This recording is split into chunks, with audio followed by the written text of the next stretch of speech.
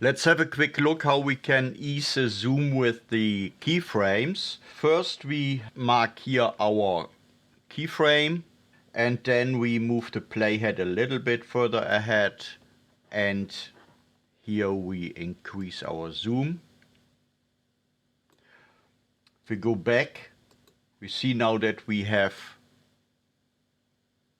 a very linear zoom, and we can switch between the keyframes that we set. What we can do now is, on the first keyframe, right click on the keyframe, and then you have the option to ease out.